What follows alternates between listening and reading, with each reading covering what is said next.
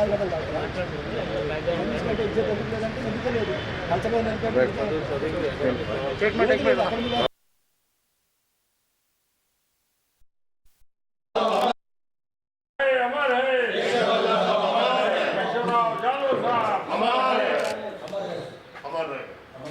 Keshavrao Jadhav sir अमर रहे। शादी साधुदान जाधव साहब आश्रम सर केशवराव जाधव सर अमर रहे। केशवराव जाधव सर अमर रहे। केशवराव जाधव सर अमर रहे।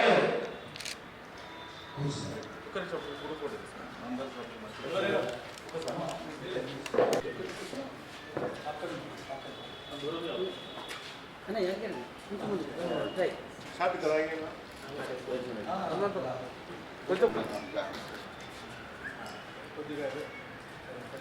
यू शेप लाइक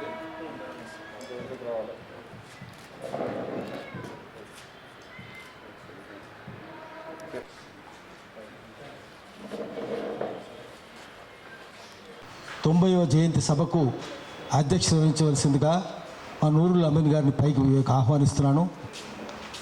అదేవిధంగా చిరకాలం జాదవ్ గారితో కలిసి పోరాటాలు చేసిన గోపాల్ సింగ్ గారు,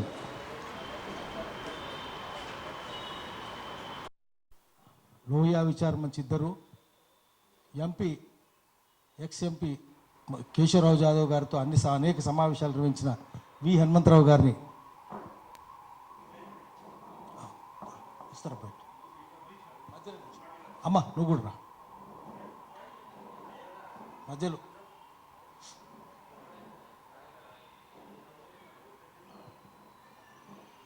కృష్ణప్రసాద్ గారు,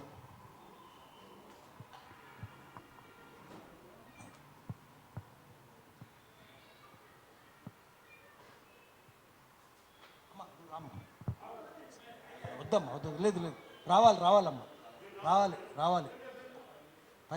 5 నిమిషాలు కూర్చోం ఫోటో అందరూ చూడాలనుకుంటున్నారు మిమ్మల్ని.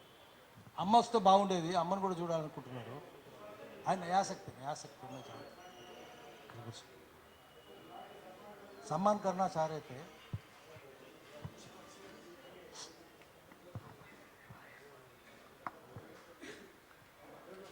गोपाल केएस गोपाल बिहार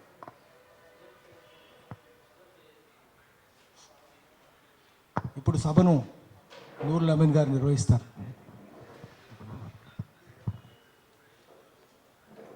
సభకు ఇచ్చేసిన అందరికీ ధన్యవాదాలు. మొదటగా ఇవాళ మనము 90వ జయంతి కేశవరావు జాదవ్ గారిది చేసుకుంటున్నాము. ఇది చాలా సంతోషం. గత సంవత్సరం కోవిడ్ వలన చేయలేకపోయినాము. ఈ సంవత్సరం కూడా కోవిడ్ వలన చాలామంది జిల్లాల నుండి కూడా రాలేకపోయారు. ఇక్కడ వచ్చిన వాళ్ళందరూ కూడా చాలా కరుడు కట్టిన సోషలిస్టులు, జాదవ్ సార్తో కొన్ని సంవత్సరాలుగా పనిచేసిన వాళ్ళు. అయితే ఇప్పుడు నేను మొట్టమొదటిగా మన పెద్దలు వి హనుమంతరావు గారిని మాట్లాడవలసిందిగా కోరుతున్నాను.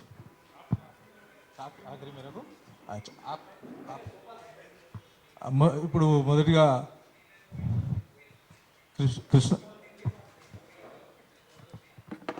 కృష్ణప్రసాద్ గారిని మాట్లాడుతుంది.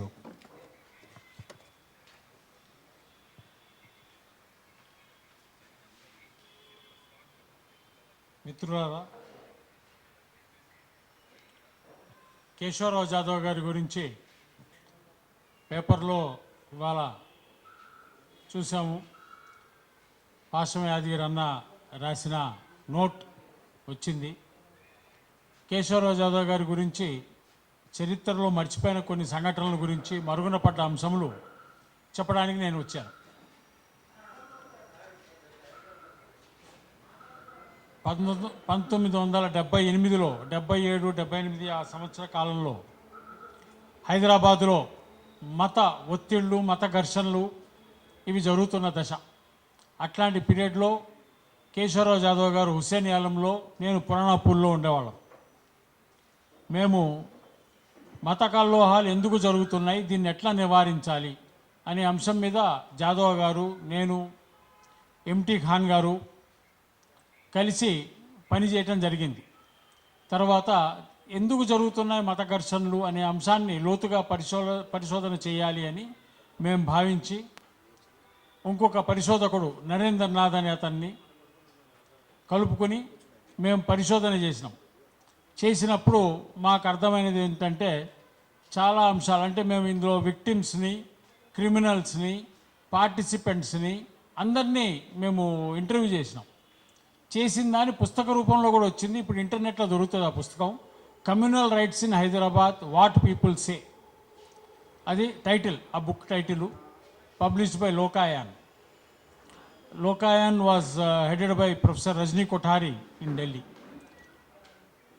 ఈ క్రమంలో జాదవ్ గారు మేము కలిసి పనిచేసిన క్రమంలో ఆయన అంటే మత కల్లోహాలను నివారించాలి, ఎందుకు జరుగుతున్నాయని పరిశోధన చేసాం, అది పుస్తకంలో వచ్చింది.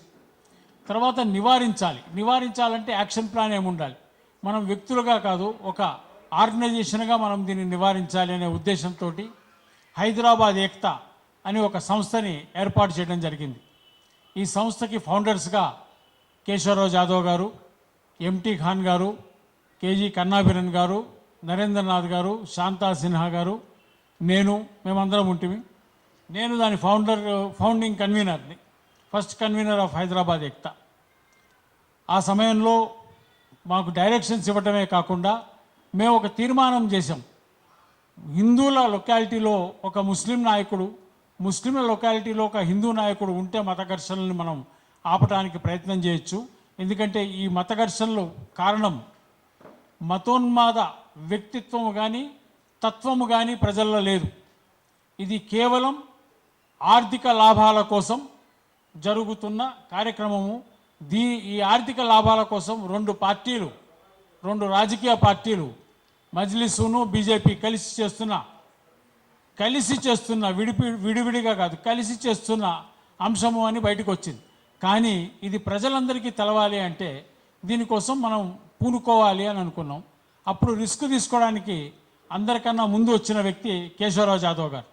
ఆయన కాలాపత్తర్ ఏరియాలో కంప్లీట్గా సుల్తాన్ సలావుద్దీన్ ఓవైసీ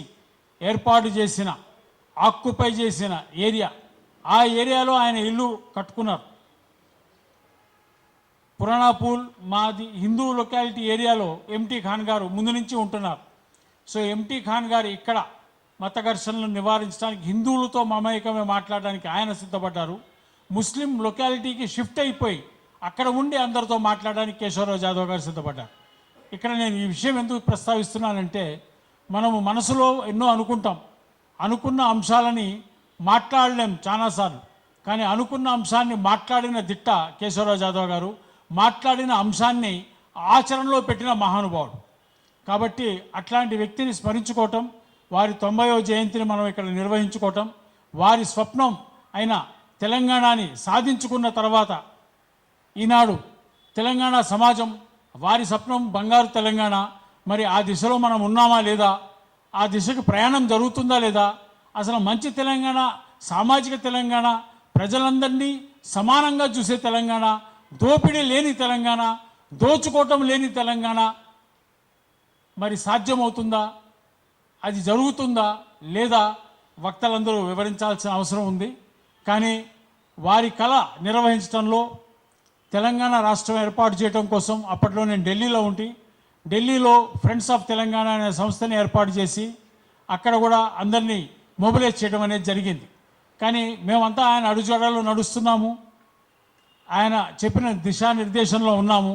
కానీ ప్రస్తుత ప్రభుత్వాన్ని ప్రశ్నించాల్సిన అవసరం ఎంతైనా ఉంది.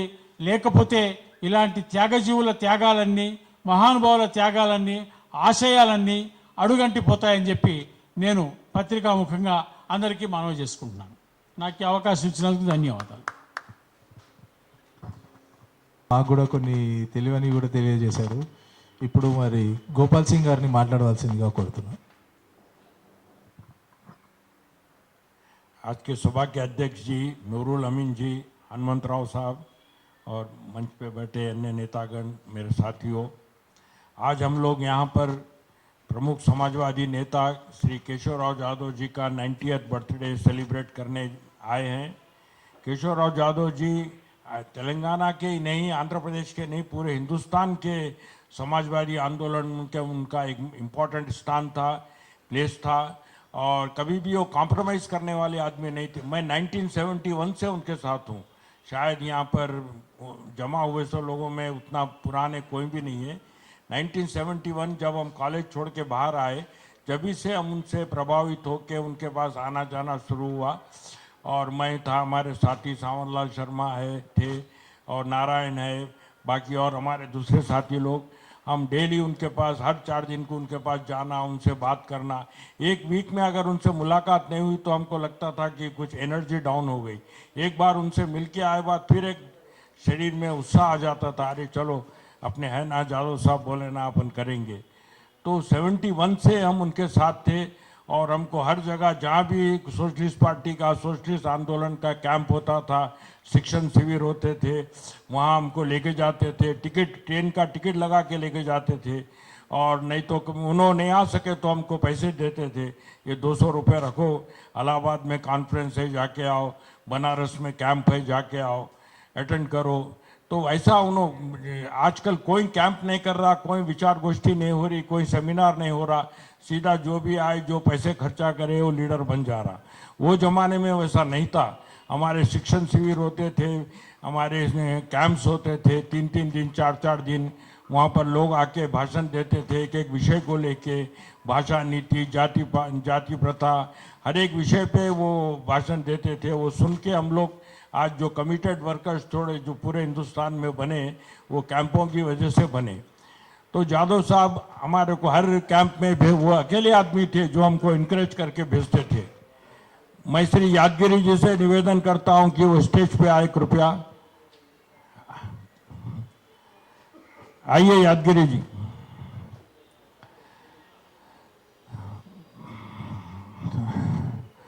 वो बहुत टाइम के पक्के थे और जो काम दिए उसके बहुत हमसे, हालांकि बहुत डांटते थे हमारे को, जरा हमसे कोई गलती हुई तो उनकी डांट भी सुनते थे हम, फिर उनका जो हमको नज़दीक लेके हमारे को इनकरेज करना, हमारे को साथ बिठाना, मोहब्बत करना, वो भी था उनके पास। काफ़ी उनकी डांट सुनते सुनते हम आज ये लेवल पे पहुँचे। आज हमारे में जो भी कैपेसिटी है, कैपेबिलिटीज़ है, वो तो जादव साहब की वजह से है।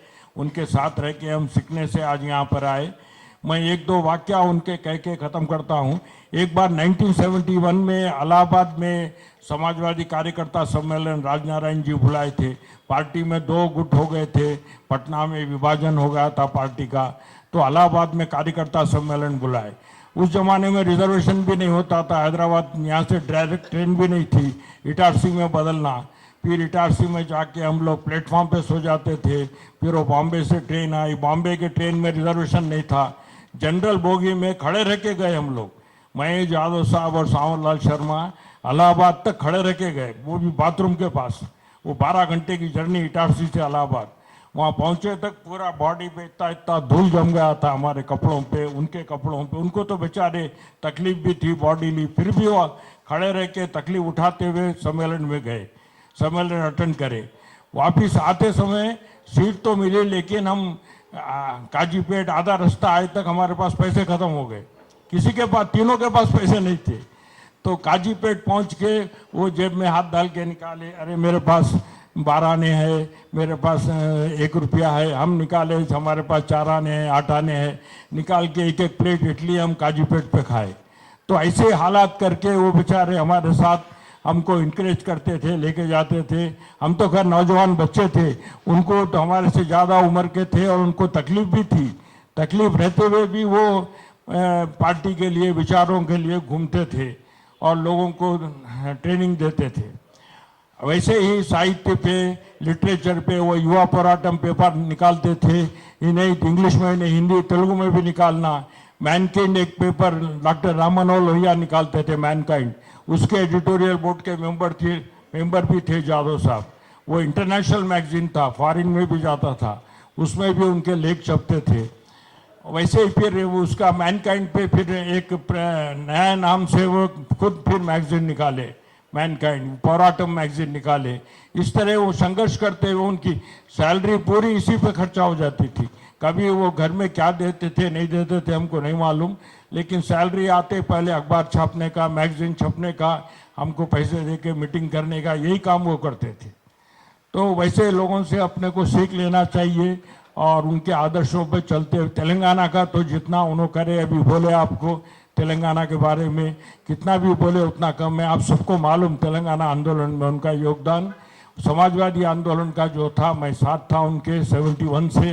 हम लोग हर मीटिंगों में यहाँ भी करते थे, हैदराबाद में मीटिंग समाजवादी युवजन सभा की करे, और बाद वहाँ से किशन पटनायक, मोहन सिंह, ये रामविलास पासवान, शरद यादव, ये सब लोग मेंबर्स थे। जब केशवराव यादव जी ऑल इंडिया समाजवादी युवजन सभा के अध्यक्ष बने, और ये लोग मेंबर्स थे पूरे, शरद यादव, रामविलास पासवान वगैरह। तो वैसा उनका स्टैचर था, ऑल इंडिया पोजीशन थी समाजवादी आंदोलन में। आज भी हम जो भी हम राजनीति में या समाज में है, वो केशवराव यादव जी की वजह से हमको जो सीखना उनके साथ सीखे, उन्हीं की वजह से आज हम कुछ कर सक रहे। मैं अपनी तरफ से उनको श्रद्धांजलि देते हुए ये मीटिंग अरेंज करने के लिए नूरुल अमीन जी, यादगिरी जी, इन सबका धन्यवाद देता हूं कि जो आज ये मीटिंग अरेंज करें। धन्यवाद। बताए మీ అనుభవం మాకు చాలా ఉపయోగపడుతుంది సార్ రాబోయే తరాలకి. ఇప్పుడు నేను జనతా వికాస్ నుండి హరిత్ గారిని వచ్చి 2 నిమిషాలు మాట్లాడాల్సిందిగా కోరుతున్నాను. ఆశవన్న డాక్టర్ కేశవరావు జాదవ్ గారు, ఈరోజు కేశవరావు యాదవ్ గారి గురించి మనం మాట్లాడుకోవాలంటే హైదరాబాద్ మహానగరం, ఇంతకుముందు కృష్ణప్రసాద్ గారు చెప్పారు, హైదరాబాద్ ఏక్తా అనే పదంలోనే ఎంత గొప్ప సౌందర్యాన్ని, ప్రజల మధ్యన ఆ యొక్క కీర్తి, ప్రజల్లో ఎలా ఉండాలనే యొక్క సందర్భాన్ని ఆ పేరులోనే ఆయన చెప్తుంది. ఎంత ప్రజల కోసం ఆలోచించే వ్యక్తిత్వం అనేది. అట్లాంటి వ్యక్తిత్వం ఉన్న మనుషుల్ని మనం మర్చిపోవద్దు, పత్రికలు మర్చిపోవద్దు. ముఖ్యంగా ప్రజలు మర్చిపోతే నిద్ర లేపాల్సింది పత్రికలు, టీవీలే. అవి మర్చిపోయే పరిస్థితిలో ఉంటే ఈ తెలంగాణ రాష్ట్రంలో ఉన్న ఆయనకి ఏం గౌరవిస్తున్నారు, జర్నలిజం ఎక్కడ పోయింది అని ఒకసారి నేను జర్నలిస్టులందరినీ కోరుతున్నా. చాలా పెద్ద వ్యాసాలు రాయాలి. ఆయన చేసిన సేవ 100 రూపాయలతో మీటింగ్ పెడతారా ఎవరికైనా సాధ్యమవుతుందా? ఇక్కడ ఇప్పుడున్న వాళ్ళకి 100 రూపాయలతో మీటింగ్లు పెట్టే మహానుభావుడు. నాకు 1988లో నా సీనియర్ మిత్రుడు నాకు పరిచయం చేసినాడు, కేశవరావు జాదవ్. ఇప్పుడు మేము రంగారెడ్డి జిల్లా హెడ్ క్వార్టర్స్ కోసం ఫైటింగ్ చేస్తుంటే ఒక పాంప్లెంట్ ఇస్తే అచ్చాలాగా అని చెప్పి ఒక 500 రూపాయలు ఆ రోజుల్లో ఆయన ఇచ్చాడు. అది నేను ఆశ్చర్యపోయినా. అలా ఆయన గురించి ఒక్కొక్క నిమిషం తెలుసుకున్న తర్వాత ఆయనకు దగ్గర అవ్వడం, ఆయనతో పాటు పని చేసే ఒక అదృష్టం జరిగింది చిన్న వయసులో. ఇలా ఆయన గురించి మనం స్మరించుకుంటున్నామంటే అది చాలా గొప్ప విషయం. ఆయన్ని స్మరించుకోవాలా, ఆయన గురించి చాలా పత్రికలు రాయాలా. హైదరాబాద్ ఏక్తా అనే ఒక మాట కృష్ణప్రసాద్ గారు చెప్పిన తర్వాత నా మనసంతా ఒక రకమైన అంటే హాట్ పులకరింత అది కలిగింది. ఈ సమావేశాలు కంటిన్యూగా పాశమన్న చొరవ ఉంటే చాలా గట్టిగా ఉంటుంది. ఎందుకంటే వారికి హైదరాబాద్ మహానగరంలో నాయకులు కానీ, సోషలిజం నుంచి కానీ ఎవరైనా పనిచేసిన వ్యక్తిత్వం గురించి ఆయన తెలుసుకోవడంలో దిట్ట. ఆ వ్యక్తిత్వం కలిగిన ఆ పెద్ద మనిషి ముందుండి ఇప్పుడు కేశవరావు యాదవ్ గారి సమావేశాలు హైదరాబాద్ మహానగరం ఎలా ఉండాలి, ఎలా ఉండాలని కోరుకున్నారు, ఈ అన్ని అంశాల మీద చిన్న చర్చ కొనసాగించాలని కృష్ణప్రసాద్ గారి అనుభవాలు కూడా ఉన్నాయి. కాబట్టి అది కొనసాగిస్తే చాలా మంచిది. యూనివర్సిటీ లెవెల్లో మనం కొన్ని కండక్ట్ చేయాలా. ఇవన్నీ తీసుకుంటే ఏమవుతుందంటే హైదరాబాద్ మహానగరం కానీ, ప్రజలు కానీ, ఒక డెమోక్రసీ సిస్టమ్ కానీ, ఆ డెమోక్రసీని ఎలా నడిపించాలని కోరుకున్న ఎందరో నాయకుల గురించి మనకు తెలవడం జరుగుతుంది. మంచి రాజకీయాలకి, మన మంచి భవిష్యత్తులో మంచి రాజకీయాలు చూడాలంటే ఇలాంటి నాయకుల గురించి మనం తెలుసుకోవాల్సిన అవసరం ఉందని ఈ సభ అవకాశం ఇచ్చినందుకు, వారిని స్మరించుకునే అవకాశం కలిగించినందుకు మీ అందరికీ ధన్యవాదాలు.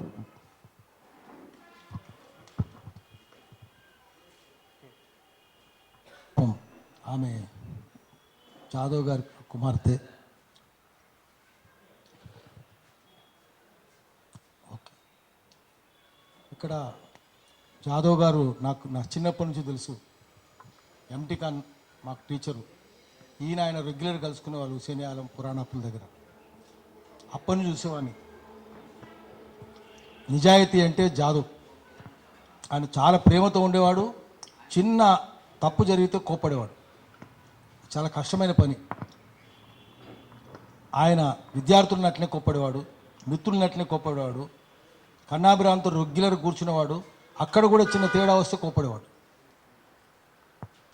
పత్తిపాటి వెంకటేశ్వర దగ్గర నిజామాబాద్ గారి దగ్గరనే వెళ్ళి కూర్చునేవాడు. అక్కడ ఇదే సివిల్ రైట్స్ మూమెంట్లో ఉన్నా కూడా వాళ్ళందరికి పని చెప్పేవాడు, వాళ్ళందరి తీసుకునేవాడు. వాళ్ళు మేము చాలాసార్లు చూసేవాళ్ళం. మదీనా హోటల్లో కూర్చుంటే బూరుగుల నరసింహరావు గారు, ఎంటీ ఖాన్ గారు, జాదవ్ గారు, రాఘవాచారి గారు అంటే జ్వాలాముఖ్ గారు కూర్చొని హీటెడ్గా డిబేట్ జరిగేది. మేము అనుకునే వాళ్ళం ఇంకా ఈరోజు చాలా హీటెడ్గా జరిగింది, రేపటి నుంచి ఒకరినొకరు చూసుకోరు, ఇదే లాస్ట్ అనుకునేవాళ్ళం.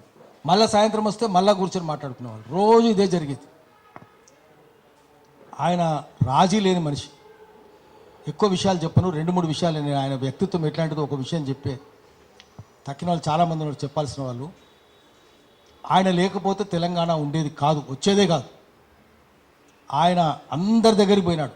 మావోయిస్ట్ పార్టీ దగ్గరికి పోయినాడు, ఆర్ఎస్ఎస్ దగ్గరికి పోయినాడు, బీజేపీల దగ్గర విద్యాసాగర్ రావు, దత్తాత్రేయ, నరేంద్ర వాళ్ళందరినీ కూర్చోబెట్టి తెలంగాణ అవసరం ఏందో చెప్పినాడు. దానివల్లనే తెలంగాణ సాధన సమితి నరేంద్ర బయటకు వచ్చి ఏర్పాటు చేసుకున్నాడు. హనుమంతరావు గారు ఎన్ని మీటింగ్లు పెట్టినా అన్ని మీటింగ్లకు వచ్చి ఆయన కూడా ఆయన పిలిచేవాడు. ఏ పార్టీతో ఆయనకు శత్రుత్వం లేదు, అందరూ పిలిచేవాడు. జార్జ్ ఫెర్నాండెస్ దగ్గరగానే ఉండేవాడు ఆయన, చాలా దగ్గరగా. కానీ జార్జ్ ఫెర్నాండెస్తో కూడా విభేదించేవాడు విషయాల్లో.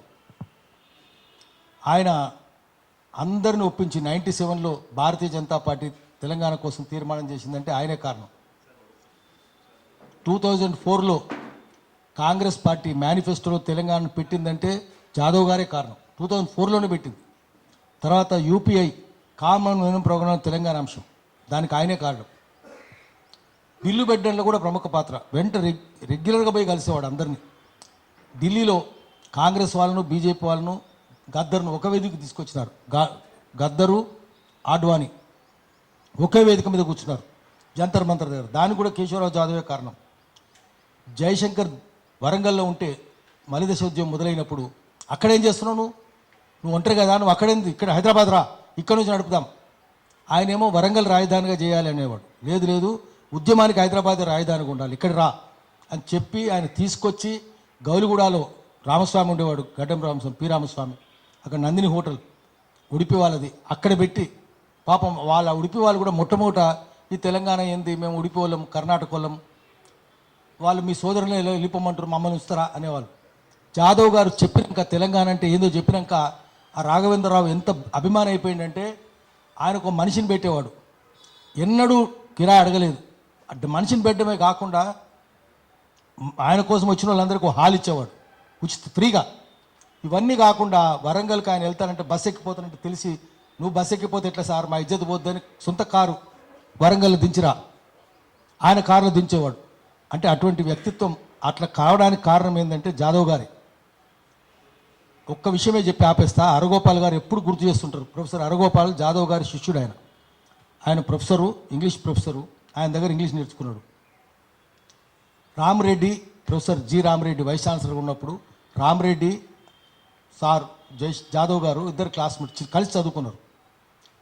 ఎందుకో రామరెడ్డి గారికి అనుమానం వచ్చి ఆయన ఎంత స్కేల్ ఎట్లా ఉందో చూసిండు. అసిస్టెంట్ ప్రొఫెసర్ స్కేల్ ఉంది, మేమందరం ప్రొఫెసర్లం అయిపోయినాం, మాకు ప్రొఫెసర్ స్కేల్ ఉంది, ఆయన అసిస్టెంట్ ప్రొఫెసర్ స్కేల్ ఏమి, ఆయన రిటైర్ అయితే తక్కువ పెన్షన్ వస్తుంది, ఆయనకు మా అందరితో సమానం రావాలి, నాకు అవమానంగా ఉంది, నేనుండి కూడా చేయకపోవడం అని ఆయన పిలిచి, మీరు ఒక అప్లికేషన్ పెట్టు.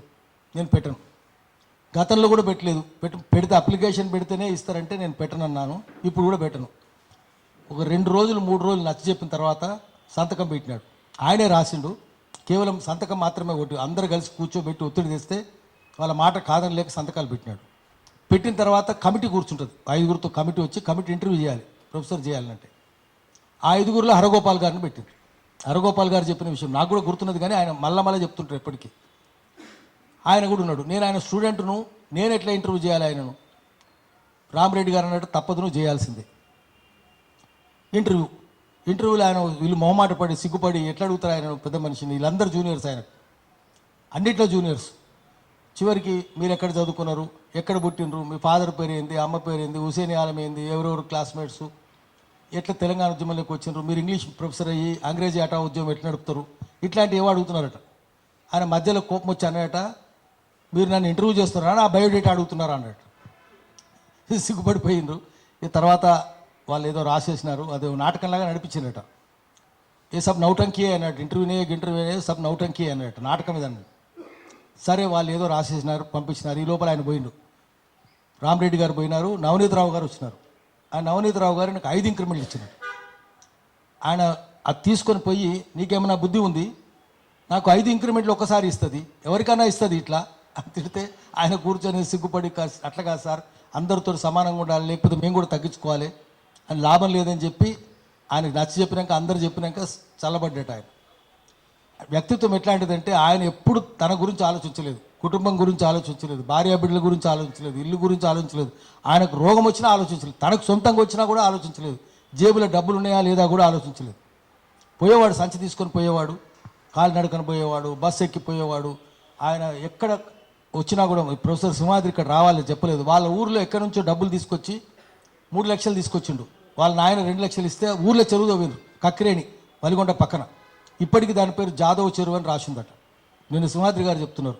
చెరువు మహబూబ్నగర్ జిల్లాలో కరువు వస్తే అప్పుడు కంచాయిలే కూడా పోయిండు. వీళ్ళందరూ పోయి వాళ్ళు అక్కడ పోయి అందరికి గంజి కేంద్రాలు పెట్టి అందరికి గంజి పంచిపెట్టారు. చేనేత కార్మికులకు ఆత్మహత్యలు చేసుకుంటే చేనేత కార్మికుల దగ్గర పోయిండు ఆత్మహత్యల నివారణ కోసమని. ఓల్డ్ సీట్ల గొడవలు అయితే అక్కడికి పోయి హైదరాబాద్ ఎక్కుతా పెట్టి అన్ని చోట్ల అట్లే ఎంటీ ఖాన్ ఆయన ఇద్దరు రెగ్యులర్ ఎప్పుడు పోయినా, శివాజీ లేడు ఇక్కడ, నేను శివాజీ ఎంటీ ఖాన్ గారు చనిపోయే ముందు మేము ఒక 2 నెలల్లో 15 సార్లు పోయి ఉంటాం. శశికుమార్ కూడా వచ్చినట్టు అట్లా గుర్తున్నది. పోతే 15 సార్లు వాళ్ళు అక్కడే కూర్చొని ఉన్నారు. చాలా విషయాలు ఇక్కడి నుంచి యూనివర్సిటీ నుంచి అక్కడ దాకా పోయేవాడు, ఎన్సీసీ గేట్ నుంచి అట్లా కూర్చొని చాలా విషయాలు మాట్లాడుకునే వాళ్ళు. కానీ ఏదేమైనా నాకు ఒక చిన్న తప్పు అనిపిస్తుంది. ఏమనిపిస్తుంది అంటే, తెలంగాణ వచ్చినాక తెలంగాణ ఉద్యమకారులకు అవకాశం లేకుండా పోయింది. తెలంగాణ శత్రులందరూ అక్కడ పెద్దపీట వేసారు. మంత్రులు కావచ్చు, కాంట్రాక్టర్లు, మేఘా కృష్ణారెడ్డి కావచ్చు, పెద్దిరెడ్డి రామచంద్రారెడ్డి, రైతులు దండిండి కదా మంత్రి, అక్కడ పంచాయతీరాజ్ మంత్రి ఆంధ్రాలో. జగన్ మనుషులకు వాళ్ళకే ఉన్నది. మాకేం బాధ లేదు, ఎవరికన్నా చేసుకొని ఆందోళన పెట్టుకో, తెలంగాణ ద్రోహులు కూడా పెట్టుకో. కానీ జాదవ్ గారి పేరు చెప్తే ప్రభుత్వం భయపడుతున్నది. పోయిన ఏడాది ఇక్కడున్న మిత్రులందరూ తెలుసు, రవీంద్ర భారతిలో మీటింగ్ పెడతానంటే మీటింగ్ పర్మిషన్ లేదు. అందరూ చూసినారు. ఆ రోజు మీటింగ్ ఇచ్చినాక జాదవ్ గారి మీటింగ్ అనేది పర్మిషన్ క్యాన్సల్. మాకు ఫ్లెక్సీలు పెడితే ఫ్లెక్సీలు ఎత్తుకపోయినరు, ఫ్లెక్సీలు లేకుండా పోయినాయి, పెద్ద గొడవ అయింది. పోలీసులు వచ్చిండ్రు, నన్ను కూడా తీసుకొని పోయిన పోలీస్ స్టేషన్. ఎట్లా రద్దు చేస్తారు, లాస్ట్ మినిట్ ఎట్లా రద్దు చేస్తారంటే. ఈ రోజు కూడా ఇక్కడ అదే జరిగింది. ఇక్కడ జాదవ్ గారు బుక్ చేసినాము, దీన్ని చెప్పింది కూడా ప్రెసిడెంటే చెప్పిండు, స్వయంగా ప్రెసిడెంట్ చెప్పిండు, విజయ్ కుమార్ రెడ్డి చెప్పి బుక్ చేసిండు. కానీ రకరకాల పేచీలు పెట్టిండు, మళ్ళీ క్యాన్సల్ అని చెప్పిండ్రు, లేదని చెప్పిండ్రు. మేము వచ్చేసరికి ఏం లేదు, బయటనే కూర్చుందాం అనుకున్నాం. మేము సరే చెప్దాం అనుకున్నాం, మీడియాతో మాట్లాడినాం, అది వేరే విషయం. దీని వెనుక కూడా మళ్ళీ ఈరోజు జరగడానికి కూడా కారణం ప్రభుత్వమే. ప్రభుత్వము కేశవరావు జాదవ్ పేరు చెప్తే, ఆయన చనిపోయినాక కూడా పేరు చెప్తేనే వణికిపోతున్నది. కాబట్టి ఆయన వ్యక్తిత్వం ఎంత గొప్పదో, బతుకుండాక ఎట్లుండేదో మనకు అర్థమైపోతున్నది. ఆయన బతుకుంటే మళ్ళీ ఇంకో ఉద్యమం మొదలుపెట్టేవాడు, ప్రజా తెలంగాణ ఉద్యమం మొదలుపెట్టేవాడు. ఆయన ఈరోజు కేశవరావు జాదవ్ గారికి, రామణ లోహియా గారి ప్రాసంగికత, ఇద్దరి ప్రాసంగికత రిలవెన్స్ పెరిగింది. మా గోపాల్ సింగ్ గారు ఎప్పుడు అంటున్నారు, రామణ లోహియా ఆయన సామ్యవాదం, సమాజవాదం, ప్రాసంగికత అని ఒక సెమినార్ పెడదామంటున్నారు. తొందరలో పెడదాం, జాదవ్ గారి స్మృతిలో అటువంటిది పెడదాము, మంచి చోట పెడదాము. రామణ లోహియా గారి గురించి, బద్రీవిశాల్ పిత్తి గారి గురించి, జాదవ్ గారి గురించి, ముగ్గురు గురించి చర్చించుకునే ఒక అవకాశం మనం సృష్టించుకుందాం. నమస్కారం. అది దాటినామంటే సార్ ఇమీడియట్లీ క్లాస్ పీకేవాళ్ళు, ఇది ఇట్లా కాదు ఎట్లా కాదని. కానీ అది మాకు మేము అప్పుడు గత 13-14 సంవత్సరాల క్రితము ఈ సార్ ఇట్లా అనేటోళ్ళు అట్లా అనేటోళ్ళు. కానీ ఇప్పుడు మా అనుభవాలు అవి పనికి వస్తున్నాయి. అది కరెక్ట్ చెప్పేటోళ్ళు సార్, ఏదైనా సరే స్టార్టింగ్లోనే కరెక్ట్ చేసుకోండి, తర్వాత ఇది అలవాటు అయిపోతుంది తప్పు లేకుంటే అని. అది మాకు ఇప్పుడు ఉపయోగపడుతుంది. ఇప్పుడు నేను సుభద్రారెడ్డి గారిని మాట్లాడవలసిందిగా కోరుతున్నాను.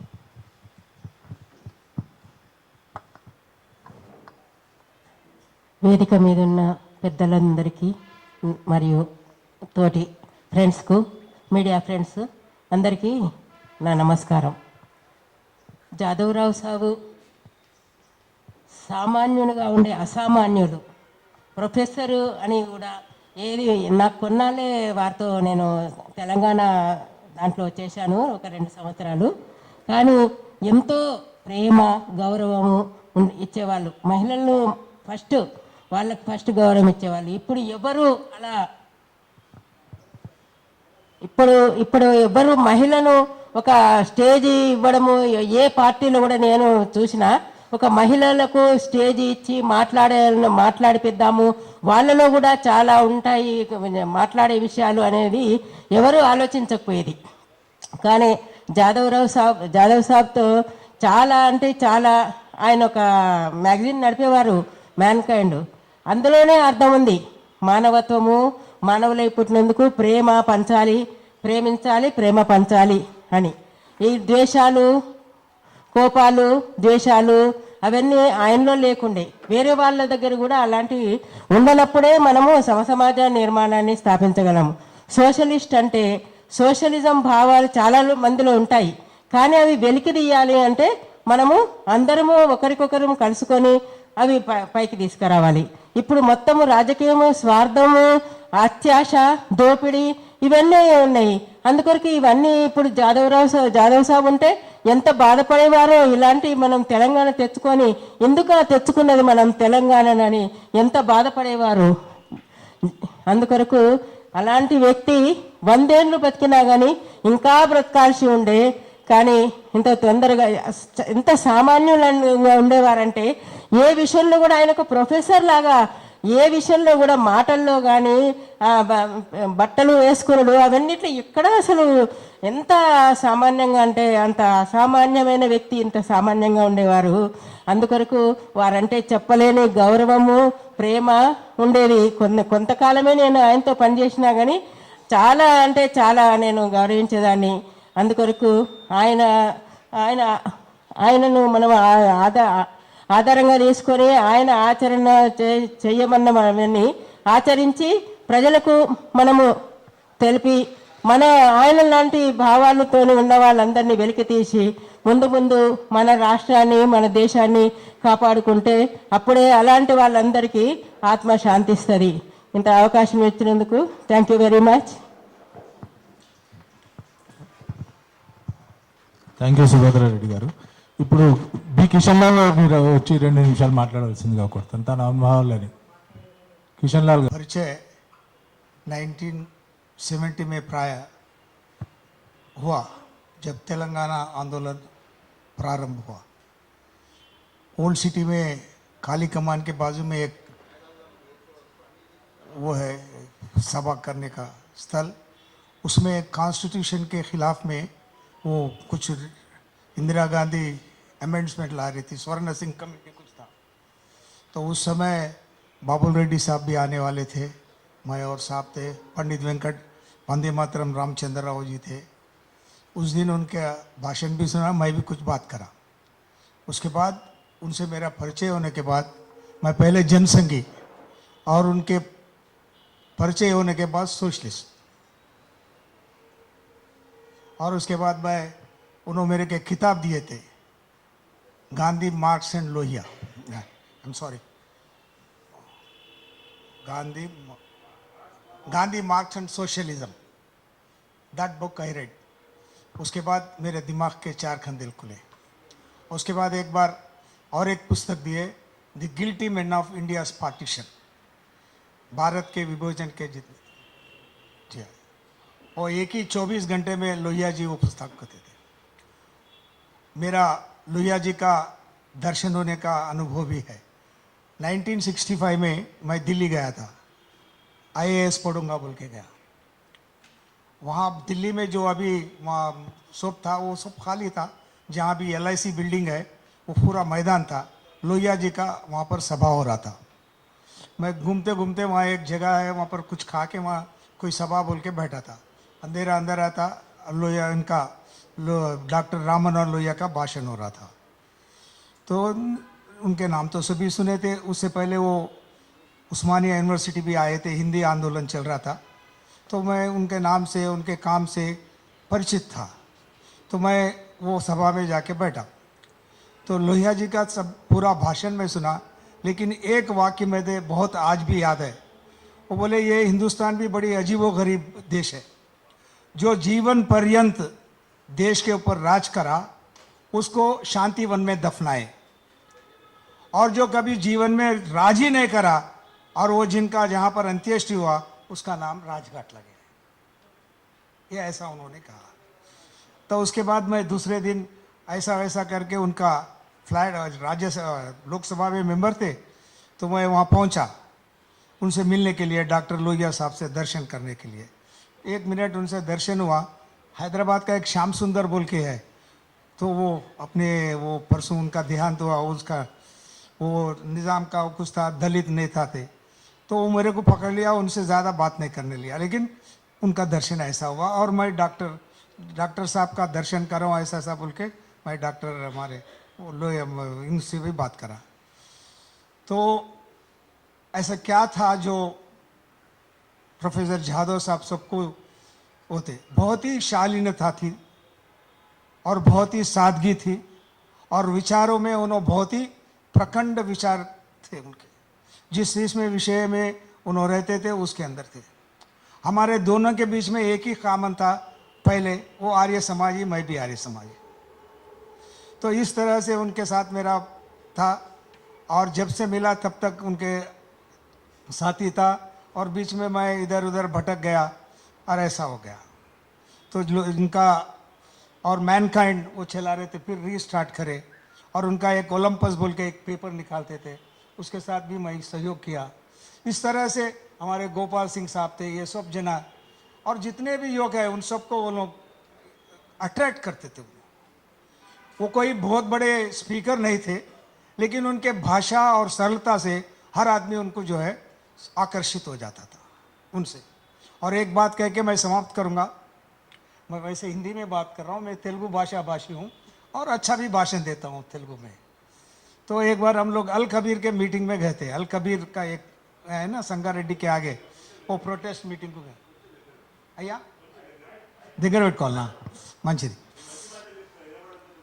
ఇది ఇందులో అకౌస్టిక్స్ బాగలేదు, అక్కడ సరిగ్గా పడతలేదు, अच्छा क्षమించాలి। तो मैं अल कबीर के मीटिंग में गया था उनके साथ, हम लोग किसी का एम्बेसडर कार वगैरह ऐसी लेके चले गए, और आते सको संगारेड्डी में मीटिंग था। मीटिंग बहुत बढ़िया मीटिंग था, बहुत बड़ा हाल है वहाँ संगारेड्डी चौरस्ते पे, और 5-6 हज़ार लोग वहाँ थे, भाषण होगा। तो मैं ऐसे ही बैठे, मैं भी उनके साथ ही बैठा हुआ था। जब बात करने को गया था, उन्होंने बोले किशन लाल तेलुगु में भाषण देना। तो ठीक है साहब, मैं तेलुगु में भाषण दिया। अब तेलुगु में भाषण में वो लोग बोले 10-5 मिनट कुछ बोलते ना लोग अक्सर, तो मैं 5 मिनट में था ना बात करो लोगों से अंतर। खूब भाषण अच्छा था। उसके बाद हम लोग आए, वो बात मैं आज भी याद रखता हूँ। जब हम वापस आ रहे थे, जाधव साहब मेरे को बोले किशन लाल तुम ऐसा ही भाषण करो जब, और ऐसा अगर तुम भाषण करके मेरे साथ तेलंगाना में फिरेंगे, 5 साल में हम तेलंगाना ला सकते हैं हम लोग, ऐसा होना। लेकिन बस पथ भ्रष्ट हो गया मैं, एक तरीके से इधर उधर घूम गया, चले गया। एक तो नौकरी था, फिर ये इस तरह से। बहरहाल वो जनता पार्टी के साथ वो सुब्रमण्यम स्वामी के साथ चला गया, तो वहाँ से ये हो गया एक बात। और दूसरी एक, वो कितने लोगों के जीवन को सुधार दिए।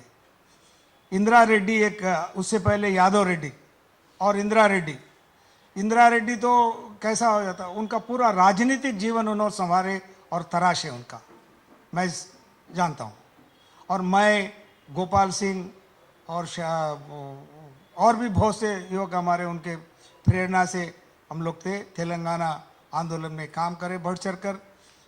मैं तो प्रोफेसर जयशंकर को उनके साथ ही देखा पहली मर्तबा, उसके साथ कभी नहीं देखा उनको। तो लास्ट ये क्या हुआ, एक बार मेरे को डॉक्टर जाधव साहब फ़ोन करे, अभी तो मोबाइल वगैरह का था, तो मैं फ़ोन उठाया तो सर आपका फ़ोन आया सर, हाँ तुम क्या कर रहे थे? मैं बोला फ्री है, हूँ सर फ्री। तो 9 बजे तक वहाँ वो तारनाके के रोड पर के चंद्रशेखर का घर है, वहाँ आ जाओ तुम, उससे बात करना है, मैं उनसे मिल रहा हूँ, आप भी आओ बराबर के। ठीक है साहब मैं आ रहा हूँ, 9 बजे बोलो, तो मैं 10 बजे पहुँच गया। वहाँ जयशंकर साहब भी थे और हमारे जाधव साहब थे, दोनों बात कर रहे नीचे। वो डिप्टी स्पीकर का घर है ना वहाँ, उससे पहले सत्यनारायण राव भी थे वो बिल्डिंग में, वो रोड पे था ना भाई, जानते ना? हाँ वहाँ पर रोड पे, मेन रोड पे, उसमें थे KCR। वो वहाँ पर एक सीढ़ियों पे से ऊपर, उन्हें ऊपर रहते, हम लोग नीचे बैठे हुए हैं। तो जाधव साहब बोले भाई साहब 10 बज गए, मैं लेट हुआ। बोले तो हम 8:30 बजे से आए, अब 1.5 घंटे से इंतज़ार करें, अभी उन्हें नहीं आया, आता होगा ड्राइवर। ठीक है, मैं 10 बजे पहुँचा, 11 बज गए, 12 बज गए, 12:30 बज गए, डॉक्टर उन्होंने नाश्ता भी करके नहीं आए साहब। तो चाय पी के आए हूँ जी, क्या है इन्हें अभी नहीं आ रहा। तो चलो, अब तो जयशंकर साहब बोल रहे बैठो बैठो बैठो, अभी बात करके जाना है। तो मैंने अभी नहीं बैठता, मैं अब जाएंगे। और मैं भी भूखा ही था, मैं भी कुछ नाश्ता वाश्ता करा नहीं, बोले चलेंगे साहब। And that was the last attempt to meet KCR, and he also parted ways with him. I never had any great regard for him. I also did not meet him. That is how the meeting with after that there was one meeting at Jaladrishyam, वहाँ पर था संतापुरी रघुवीर राव साहब बुलाए, वो भी मेरे से अबोर्टेड हो गया वो मीटिंग। तो अच्छा ही हुआ एक तरीके से। तो मैं एक प्रार्थना करके समाप्त करूँगा। हम सब लोग जो 69 में थे, मैं तो उनसे छोटा हूँ, 69, बहुत काम करे, हमारे इनो थे, जो वैसे बहुत से 4-5 अभी युवक है हम लोगों में, बहुत से लोग हैं। तो हमारा जो आंदोलन का इतिहास है, हिस्ट्री है, कोई रिटर्न हिस्ट्री अभी तक हमारे साथ नहीं है। या तो हम लोग ओरल हिस्ट्री, एक आध ओरल हिस्ट्री का तो भी करिए, इंटरव्यू लेके कुछ लोगों का, यानी तो रिटर्न हिस्ट्री का प्रयास करना। ऐसा मैं हमारे गोपाल सिंह साहब से भी इससे पूर्व मैं आग्रह किया था, और अभी भी मैं आप सब लोगों से आग्रह कर रहा हूँ, जो को भी कुछ भी जानते हैं और थोड़ा बहुत समय जो मेरे पास भी है मैं देने को तैयार हूँ। अभी 2 कम 80 का हूँ मैं, हाँ, चल नहीं सकता हूँ, पेट में आग, भूख नहीं है, आंखों में देखने का वो नहीं है, फिर भी दिमाग थोड़ा अलर्ट है। तो कुछ हम पुराने यादें लेकर, कुछ चीज़ों को लेकर, घटनाओं को हम आपको साथ रखते। और सभी साथियाँ, ये मैं आग्रह करता हूँ, हमारा तेलंगाना का हिस्ट्री, अब ये बोल रहा है हम ही लाए तेलंगाना, हम बोलते हैं तू नहीं लाया, लेकिन क्या है, वेट इज डॉक्यूमेंटेशन, कोई हिस्ट्री हम लिखे क्या? तो ये लिखने का प्रयास अगर हो सकता है, ये प्रोजेक्ट बहुत बड़ा प्रोजेक्ट है, बृहद प्रोजेक्ट है, ये करने का मैं आप सब लोगों से, I couldn't follow you.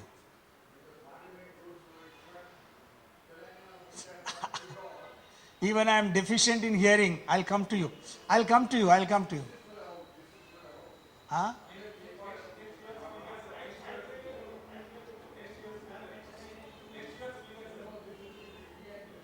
Yeah, he is my closest friend, senior. I'll come to you there. तो सर अब तो इतना ही ये कह रहा हूँ कि ये जो ओरल हिस्ट्री, और एक डॉक्टर हमारे, एक बात याद आया जादव साहब का, उन्होंने जब वहाँ यूनिवर्सिटी में थे, उनको एक ओरल हिस्ट्री का प्रोजेक्ट दिए थे। ओरल हिस्ट्री प्रोजेक्ट में वावीलाला गोपाला कृष्णा के पास गए थे, वो बोल रहे थे, वो जब उन्होंने ओरल हिस्ट्री लिख कर रहा हूँ मैं बोले, तो वो वावीलाला गोपाला कृष्णा रो पड़ा करते, वो मेरे को बोले अरे क्या उन्हें रो रहा, अरे मेरे पास आए, ऐसा उन्हें परेशान हो गया। तो ही डिड दैट, वो जो कितना और पैसे उसमें से यूनिवर्सिटी से जो ग्रांट दिया, उसमें से पैसे अभी बचाकर फिर वापस यूनिवर्सिटी को दिया। वहाँ कोई नहीं करता ऐसा, सब खा लेते यूनिवर्सिटी प्रोफेसर्स भी, लेकिन जादव साहब एक है जो पैसे भी वापस करें। तो ये मैं आप सबसे आग्रह, ये बहुत बड़ा काम है, और आज उनका जन्म दिवस है, और इस मौके पर, मुक़द्दस मौके पर मैं उनको श्रद्धांजलि देते हुए आप सब लोगों का धन्यवाद करता हूं, और मेरे को आप इस काबिल समझे, इसके लिए भी आपका मैं आभारी हूं। धन्यवाद। किशन लोहिया विचार मंच के तहत कि किस किस का क्या क्या अनुभव है जादव जी के साथ, एक मेमोरीज पूरा कलेक्शन करने की कोशिश करेंगे लोहिया विचार मंच के तहत। अभी मैं CH बालकिशन राव जी को आके अपना अनुभव सुनाइए। बालकिशन राव जी ప్లీజ్. కేశవరావు గారితో 68-69లో పరిచయం అయింది. అప్పుడు తెలంగాణ యాజిటేషన్ మొదలైంది. కానీ వారు అంత అప్పుడు యాక్టివ్ లేకుండ్రి, కాలేజెస్కు రాకపోతుండ్రి, ఎక్కడ కోటిల మీటింగ్ పెట్టకపోతుండ్రి. వరల్ యూనివర్సిటీ టీచర్స్ అసోసియేషన్లో యాక్టివ్ ఉండ్రి వారు పురుషోత్తం రెడ్డి వేరే వాళ్ళు యాక్టివ్ ఉండి తెలంగాణ కొరకు మాట్లాడుతురు, ప్రొసెషన్ తీస్తామని ప్రయత్నాలు చేసిండ్రు కేశవరావు యాదవ్, పురుషోత్తం రెడ్డి. అప్పుడు వారిని చూసినాం, పరిచయం అయింది. కానీ 72 యాజిటేషన్లో మొత్తం వారే, కిషన్ లాల్ ఉండే, నేనుంటే, శంకర్ ఉండే, గోపాల్ సింగ్ ఉండే, 72 యాజిటేషన్లో ఇతరత్ర చాలా మంది ఉండ్రి. అప్పుడు 69 ఎట్లా అజిటేషన్ జరిగిందో 72లో కూడా యూనివర్సిటీలో అజిటేషన్ ఎక్కువ జరిగిన కోటి, నిజాం కాలేజు, ఓల్డ్ సిటీ ప్రాంతాలలో 72లో అజిటేషన్ ఎక్కువ జరిగింది. దానికి ఎక్కువ ప్రయత్నం చేసి ఫాదర్ ఆఫ్ అజిటేషన్ తెలంగాణ 72లో కేశవరావు జాదవ్ పేరే వస్తుంది. ఇప్పుడు కిషన్ లాల్ గారు అన్నట్టు మన వరంగల్ ఆయన పేరేంది, జయశంకర్ గారు నేనైతే ఇప్పుడు చూడలేదబ్బా. నేను ఒక 10 ఏళ్ళు ఫస్ట్ జైలుకు పోయినా నేనే తెలంగాణ అజిటేషన్లో 68లోనే పోయినా. మళ్ళీ 72లో కిషన్ లాల్ ఏం చెప్పిండు, సెక్రటరియట్లో స్ట్రైక్ అయ్యి మీరు అందరు రావాలి, కాన్స్టిట్యూషన్ గడబడి చేయాలి, చేతిలో పట్టుకొని చింపాలి. నేను చింపిన, నేను జైలుకు పోయినా మళ్ళీ 72లో 2 సార్లు పోవడం జరిగింది. కానీ తెలంగాణ చరిత్రలో జయశంకర్ను మాత్రం రోడ్డు మీద నేను ఎప్పుడు చూడలేదండి. కానీ ఇప్పుడు ఆయన ఫోటోలు ప్రతి జాడలు ఉన్నాయి, తహసీల్ ఆఫీస్నే, కలెక్టర్ మహాత్మా గాంధీ ఫోటో లేదు కానీ జయశంకర్ గారి ఫోటో మా తహసీల్ ఉన్నది. విచిత్ర సంఘటన. కలెక్టర్ ఆఫీసులు ఉన్నది, మినిస్టర్ ఆఫీసులు ఉన్నది. ఎక్కడి నుంచి లీడర్ అయిందో నాకే అర్థమవుతలేదు. అచ్చా, ఇంకొకటి, ఇప్పుడు మన కిషన్ లాల్ గారు చెప్పినట్టు పార్లమెంట్లో వాళ్ళు సోనియా గాంధీ ఒప్పుకున్నారు, అందరూ ఒప్పుకున్నారు. కానీ షరత్ ఏంటంటే దాంట్లో పాస్ కావాలి. ఆ రోజు బీజేపీ సహకారంతో పాస్ కావాలి. తలుపులు పెట్టాలి టైంకు, ఎంపీలందరినీ దాంట్లో ఒప్పుకుండాలి, కొత్త వాళ్ళని రానియద్దు, గడబడి కానియద్దు, పెట్టాలి. కానీ మీరకుమారి ఏమన్నది, నాకు తెలంగాణ ఇష్టం లేదబ్బా అంత, ఆంధ్ర వాళ్ళు కూడా మంచోళ్ళని రాలే. నేనే విన్నా అంటే కొంతమంది తెలంగాణ ఎంపీలు ఆమె ఇంటికి పోయి బతిమిలాడి ఆమెను దోలుకొచ్చిండ్రని. దాంట్లో మన ముస్లిం పేరేంది, కాంగ్రెస్ లీడరు షబీర్ అలీ వరంగల్లో ఎంపీ కాదు, వేయండి మీరు వేయండి, వాళ్ళ ఇంటికి వేయండి. మొన్న నేను నిన్న ప్రెస్లో వచ్చింది, ఈయన కూడా మన పాషం కూడా చెప్పింది నాకు. ఆయనను సాగర్ అని ఇంకో యాక్టివిస్ట్ వాళ్ళు ఇద్దరు వేయినరు, ప్రభాకర్ వేయిండు, కరీంనగర్ ఎంపీ బతిమిలాడిన, ఆమె కాళ్ళు కట్టుకున్నారు, ఆమె దోలుకొచ్చింది. ఆమె పార్లమెంట్కి ఆ రోజు ఆమె రాకపోతే ఆ మూసెత్తలు తెరవబోకపోడు, తెలంగాణ మీద ఏమీ ప్రపోజల్ పెట్టకపోదురు, తెలంగాణ రాకపోదు. ఎందుకంటే పార్లమెంట్ కూడా been over in next few days. మళ్ళీ కొత్త పార్లమెంట్ వచ్చే 4 నెలలు కావచ్చు. ఇక దానికి కేసీఆర్ ఏం చేసినో మనకు తెలియదు. కానీ మొత్తం ప్రయత్నం ఈ తెలంగాణ కొరకు కేశవరావు జాదవ్ చేసిన ప్రయత్నం అద్భుతం. మనం అందరం కేశవరావు జాదవ్ గారిని ఫాదర్ ఆఫ్ తెలంగాణ అని ఒక మాట చెప్పుకుంటే బాగుంటుంది. Thank you. అచ్చా, ఇంకొకటి చెప్తున్నాను నేను. యూనివర్సిటీ స్టూడెంట్లు ఇంజనీరింగ్లో ఎంటర్ అయిన వాళ్ళు 75 మంది పాస్ కాకపోతారు. కారణం ఏంటంటే వాళ్ళందరూ రూరల్ ఏరియాస్ నుంచి వస్తారు, ఇంగ్లీష్ భాషకు బహుదూరం. మ్యాథ్స్ దాంట్లో వట్టిన ప్రతి పోలరు మ్యాథ్స్ నేర్చుకుంటారు, అందరూ పాస్ అవుతారు కానీ ఇంగ్లీష్లో పాస్ కాకపోతే మళ్ళీ ఫెయిల్. ఫస్ట్ ఇయర్లోనే ముందు, సెకండ్ ఇయర్ ఒక కథ. దానికి కేశవరావు జాదవ్ ఏం చేసిన, ప్రయత్నం చేసి ఇంగ్లీష్లో ఫెయిల్ అయినా కానీ సర్టిఫికెట్లో పాస్ అయి ఉండాలన్నట్టు చెప్తే అందరు పాస్ అయినరండి. ఇంజనీరింగ్ కాలేజ్ ఫెయిల్ అయిన వాడు ఎవరు లేడు. దానికి ఇంజనీరింగ్ చీఫ్ ఇంజనీర్ లెవెల్ అయినరు, ప్రిన్సిపల్ చీఫ్ ఇంజనీర్లు అయినరు. వాళ్ళు ఇంగ్లీష్ రాక పాస్ అయ్యి పెద్ద పెద్ద జీతాలు తీసుకున్న వాళ్ళు అందరూ ఇప్పుడు మన సారుకు ధన్యవాదాలు చెప్పాలి. Thank you. 15th August flag హాయిస్టింగ్లో వారు స్పీచ్లో చెప్పినారు, చిన్న రాష్ట్రాలకు మేము సుముఖంగా ఉన్నాము. వెంటనే ఈ జనతా పరివార్ వీళ్ళందరూ హైదరాబాద్లో చిన్న చిన్న ప్రోగ్రామ్స్ స్టార్ట్ చేసినారు. ఆ సమయంలోనే మాధవరెడ్డి లేబర్ లీడర్ ఒకసారి నాగర్ కర్నూల్లో ఎలక్షన్లో కూడా కంటెస్ట్ చేసిండే అడ్వకేట్ గారు, వారు నన్ను తీసుకుపోయింది. అక్కడ జాదవ్ గారు వీళ్ళందరూ పరిచయం అయింది.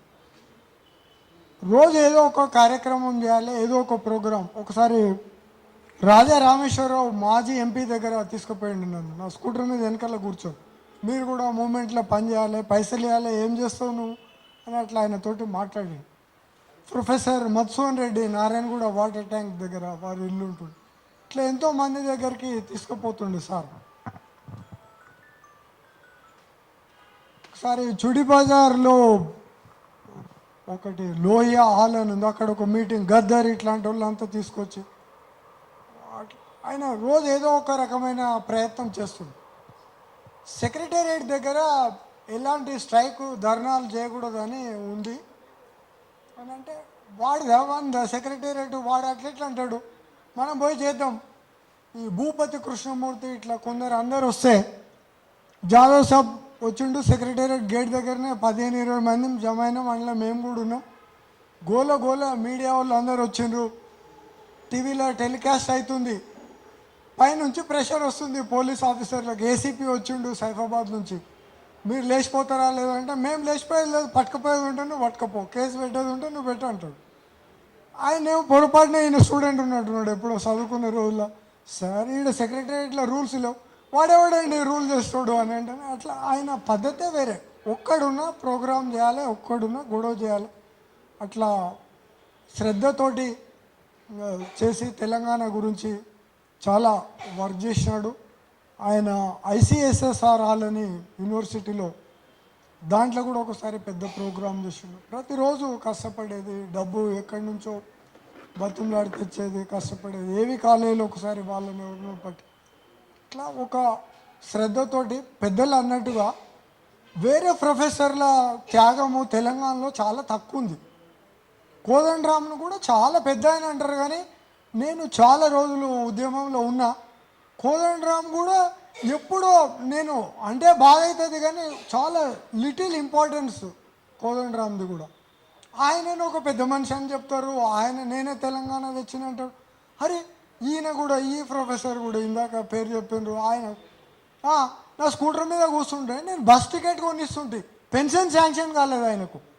ప్రొఫెసర్ జయశంకర్కు పెన్షన్ రాలేదు, రాకపోతే తోరట్ సాబ్ అని UGC దానికి ఉండే, ఇప్పుడు మీరు అరగోపాల్ వీళ్ళందరూ ఫోన్లు చేసి తోరటితోటి మాట్లాడుతుండే, పైసలు లేకుంటుండే ఆయన దగ్గర. వీళ్ళు సిద్ధప్ప ముత్యాలని ఈడ మా మిత్రుడు ఉన్నాడు, వీళ్ళందరూ చెప్తుండే, అరే ఆయనకు టికెట్ కొనిచ్చి పంపిరబాయ్ అంటే స్కూటర్ మీద తీసుకుపోవాలి, బస్ స్టాండ్ కాడ గౌలిగూడలో టికెట్ కొనిచ్చి ఆయనను పంపించాలి.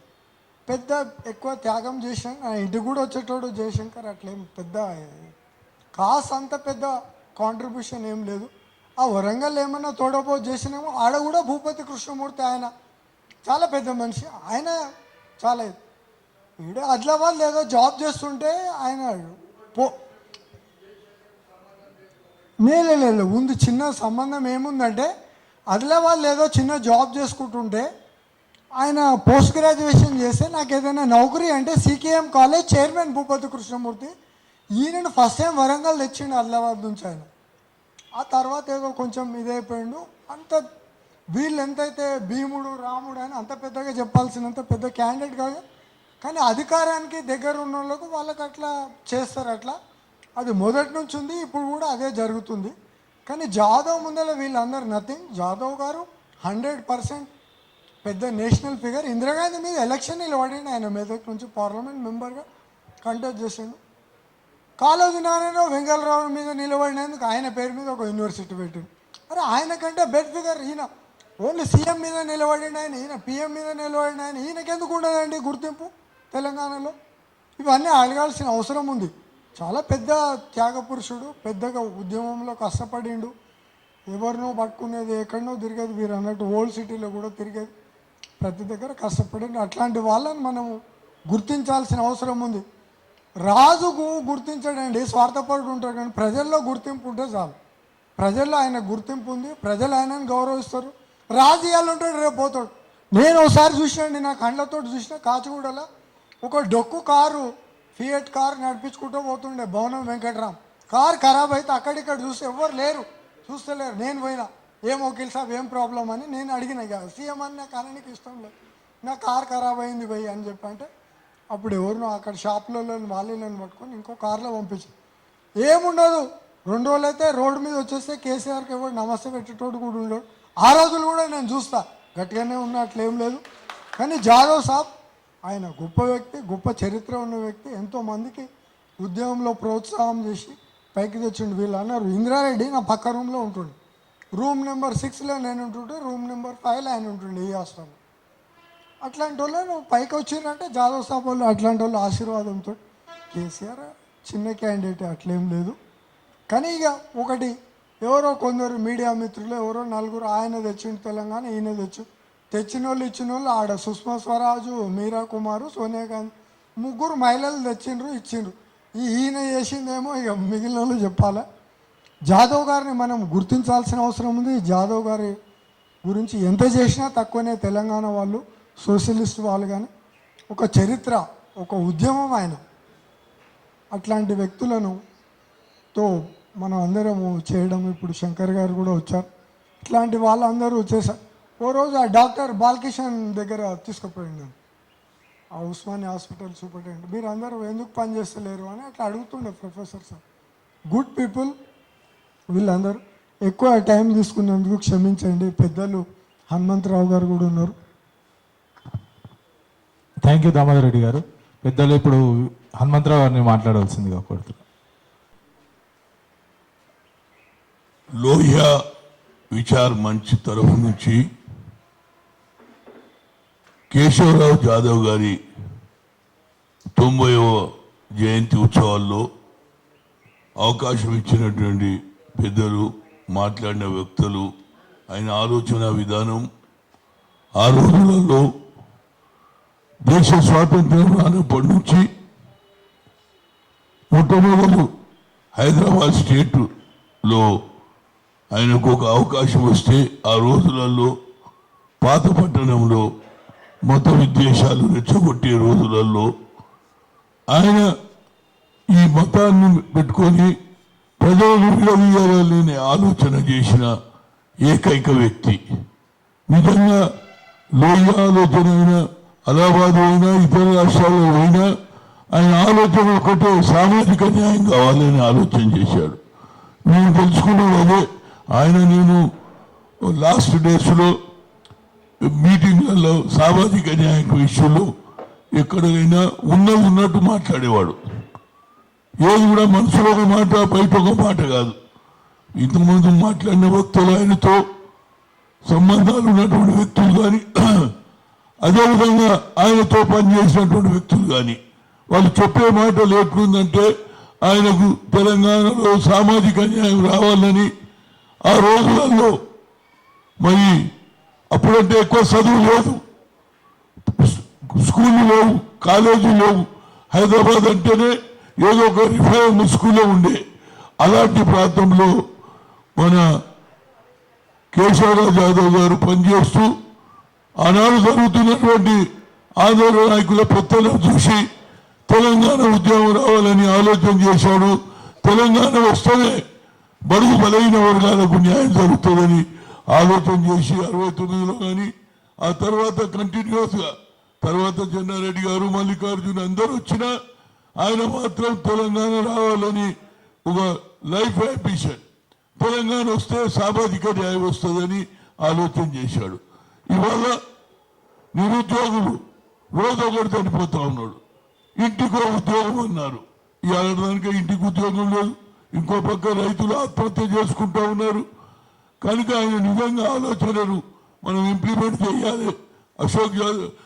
కేశవరావు జాదవ్ గారి 90వ జయంతి సందర్భంలో నాకు తెలిసినంత మటుకు ఆయన ఆలోచనను అప్పుడు వారితో ఉన్నటువంటి ఎక్స్పీరియన్స్ ఉన్నటువంటి మిత్రులు అక్కడక్కడ ఈ ఆలోచన చేయాలి. కొత్త తరం వారికి తెలియదు.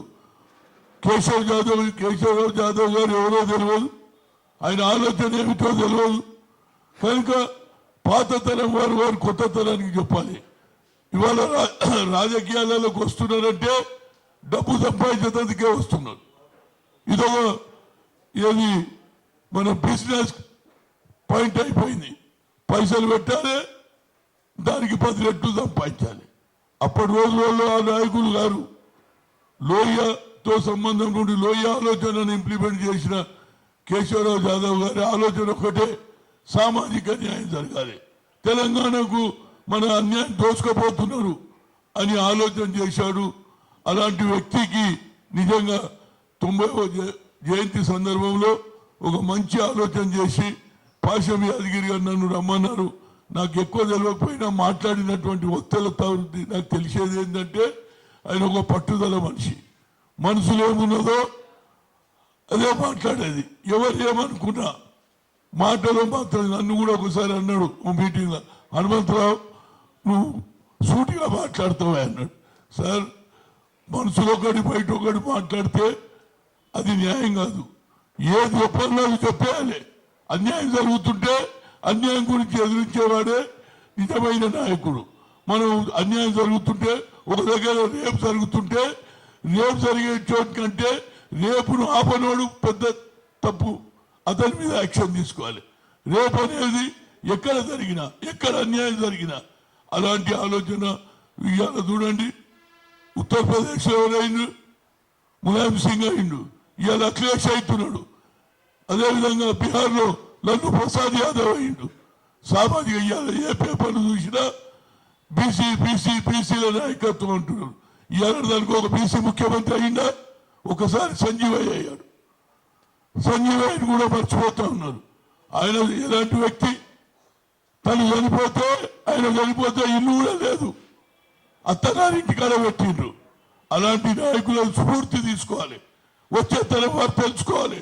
ఎస్, మనం సంపాదన గురించి రాలేదు, ప్రజలకు సేవ చేయడానికి వచ్చినాం. సోషల్ జస్టిస్ కావాలని వచ్చినాం. అన్యాయం జరగకుండా చూడాలనే ఆలోచన కలిగిన వాళ్ళే నిజంగా కేశవరావు జాదవ్ లాంటి ఆలోచనలు వచ్చే తరం వారికి చెప్పాలని, ముఖ్యంగా లోహియా విచార మంచ్ నుంచి ఆర్గనైజేషన్ చేసినటువంటి వ్యక్తులకు ఇవాళ ప్రజలలో మార్పు వచ్చింది. ఆనాడంటే చదువు లేదు, ఇవాళ కంప్యూటర్ వచ్చింది, హార్డ్వేర్ వచ్చింది, టెలిఫోన్స్ వచ్చినాయి, సెల్ ఫోన్లు వచ్చాయి. కనుక నా ఉద్దేశంలో వచ్చే తరం వారు తెలుసుకోవాలి. ఎవరు చూడు అయితోడో ఒకసారి కార్పొరేటర్ అయితోడో లేదో 4 అంతుల బిల్డింగ్ కట్టేస్తున్నాడు. ఆనాడు ఇదే సంజీవయ్య గారి మీద ఆరోపణ చేశారు కొందరు. ఈయన కోట్లు సంపాదించాడంటే ఇందిరాగాంధీ గారు ఏం చేశారు? ఒక సీక్రెట్ టీం పంపించారు. ఆయన గుడిసెలు చూసి వచ్చి కర్నూలులో ఆయన ఏం సంపాదించలేదు. అదేవిధంగా ఆయన ఓడగొట్టారు. అంటే వీళ్ళందరూ కూడా సంజీవయ్య కావచ్చు, కేశవరావు జాదవ్, వీళ్ళ ఆలోచన ఏంటంటే సామాజిక న్యాయం. వాళ్ళందరూ ఎందుకు అవుతున్నారంటే ప్రజల పక్షాన ఉండి, ప్రజలకున్న కష్ట సుఖాల్లో పాల్గొని, కేవలం మన రాష్ట్రంలో ఆంధ్రప్రదేశ్లో ఇప్పటి వరకు అగ్రకులాల పెత్తనమే నడుస్తున్నది. దీన్ని మనం ఆపడానికి ప్రయత్నం చేయాలి. మనం కూడా ముందుకు రావాలి. నిజంగా మరి కేశవరావు జాదవ్ గారి గురించి ఆయన ఎంత ఉద్యమంలో పాల్గొన్నాడు అందరికీ తెలుసు. ఇప్పటి వరకు మాట్లాడినట్టు బ్యాంకులో ఎంప్లాయీ ఉన్న ఉండి కూడా కేశవరావు జాదవ్ పడి పనిచేశారు తెలంగాణ ఉద్యమంలో. కనుక నిజంగా ఆయన జన్మదిన సందర్భంలో ఆయనకు ఏది ఆయన ఆలోచనను జన్మదినం కానీ ఆయన వర్ధంతి కానీ చేసే సమయంలో మనం సామాజిక న్యాయమని ఆలోచన చేసి మెజార్టీ ఉన్నాం. మనం బీసీ ఎస్సీ ఎస్టీ మెజార్టీ ఉన్నాం. 84% ఉన్నాం. 15% రాజ్యం నడిపిస్తున్నారు. ఎన్నడూ వస్తుంది అన్నాడంటే ఉమ్మడి రాష్ట్రంలో కానీ ఇవాళ తెలంగాణ వచ్చిన దొరల రాజ్యం వచ్చింది. దాని గురించి మనం కూడా ఆలోచన చేయాలని చెప్తూ, ఏదైనా కేశవరావు జాదవ్ గారి జన్మదిన సందర్భంలో శుభాకాంక్షలు చెప్పి వారి కుటుంబ సభ్యులు కూడా వారి ఆలోచన విధానాన్ని, వారితో తిరిగినటువంటి ఎవరైతే లోహియా విచార మంచ్ నాయకులు తప్పనిసరిగా ఒక లైన్ తీసుకోవాల్సిన అవసరం ఏర్పడుతుంది. సమాజంలో మార్పు రావాలి, సామాజిక న్యాయం జరగాలి, పేదవాడు కూడా రాజకీయాలలో రావాలంటున్నారు. గతంలో మహిళలు ఎవరు కూడా రాజకీయాలలో రాకపోతుండే, కానీ రాజీవ్ గాంధీ 73-74 అమెండ్మెంట్ పెట్టి ఇవాళ మహిళలు కూడా మున్సిపల్ ఎన్నికల్లో, లోకల్ బాడీ పంచాయతీ నగరపాలికలలో మహిళలు కూడా వస్తూ ఉన్నారు. కనుక చైతన్యం వస్తున్నది. ఆ చైతన్యాన్ని కింది స్థాయి దానిక తెలిసినటువంటి వక్తలు ఇప్పుడు పెద్దలు సీనియర్లు మాట్లాడారు. వారితో నాకు కూడా కొంత అనుభవం వచ్చింది. ఏది అంటే ఇది కూడా ప్రజల పక్షాన పోతుంటే వాళ్ళు ఒకే తీరు చూస్తున్నారు.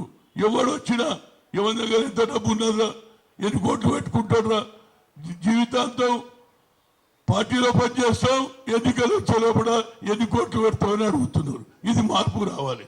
నిజంగా మరి నేను కేశవరావు జాదవ్ గారిని నా శుభాకాంక్షలు చెబుతూ, వచ్చే తరం వారు కూడా మరి అదే ఆలోచనతో లోయ ఆలోచనతో మరియు యూపీలో మార్పు వచ్చింది, బీహార్లో మార్పు వచ్చింది, అదేవిధంగా ఇతర రాష్ట్రాలలో కూడా మార్పు వస్తుంది. మన దగ్గర కూడా ఆ మార్పు రావాలని కోరుతూ సెలవు తీసుకుంటున్నా. అదేవిధంగా కేశవరావు జాదవ్ అమరే అమరే అమరే. మార్పు వస్తుంది సార్. ప్రజలు తిరగబడడానికి సిద్ధంగా ఉన్నారు. వాళ్ళకు ఒక ప్లాట్ఫామ్ కావాలి అంతే. ఇప్పుడు 2 నిమిషాలు జాదవ్ గారి కూతురు 1 మినిట్ బాత్ కరియే. Okay okay okay. ఇప్పుడు డి శంకర్ గారు 2 నిమిషాలు. ఓకే. హనుమంతరావు గారికి కొద్దిగా వేరే పని ఉండి వెళ్తున్నారు. డి శంకర్ గారు మాట్లాడుతున్నారు. కొన్ని సంఘటనలు మాత్రమే మనం గుర్తుంచుకోవాలి.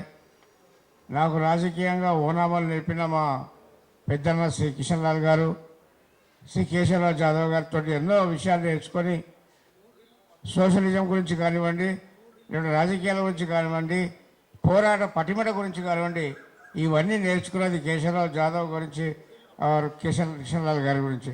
అందుకని ఈరోజు ఈ ప్రెస్ క్లబ్లో ఈ కార్యక్రమం ఏర్పాటు చేసినందుకు గోపాల్ సింగ్ గారి వారి అందరి సహచరులందరికీ నా ధన్యవాదాలు అర్పిస్తూ, ఆయన ఆత్మకు శాంతి కలిగి, ఆయన శ్రద్ధాంజలి ఘటించి, ఆయన కుటుంబానికి శ్రద్ధాంజలి ఘటించి, ఆయన చిరకాలం ఆయన యొక్క సిద్ధాంతాలను మనము అలవర్చుకొని ఆయన చూపించిన సిద్ధాంతాలను మనం ముందుకు నడిపేయాలనే ఉద్దేశంతో లోయ విచారమంచ్ తరపునుంచి ఏదైతే కార్యక్రమం ఏర్పాటు చేశారో ఇక ముందు కూడా ఇదే విధంగా కార్యక్రమాలు ఏర్పాటు చేసుకొని ఆయన పేరును జ్ఞాపకార్థంగా ఉంచుకోవాలని చెప్పి మనవి చేస్తూ ఈ అవకాశం ఇచ్చిన పెద్దలందరికీ నేను ధన్యవాదాలు చెప్తాను.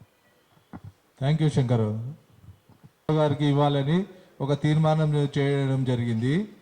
ఇంకోటి, తెలంగాణ పాఠ్య పుస్తకంలో కేశవరావు జాదవ్ గారి జీవిత చరిత్రని ఒక లెసన్గా పెట్టాల్సిన అవసరం ఉంది. రాబోయే తరాలకి కేశవరావు జాదవ్ గారి త్యాగాలు తెలవాలి అంటే పాఠ్య పుస్తకంలో రావాలి, స్కూల్ ఎడ్యుకేషన్లో రావాలి.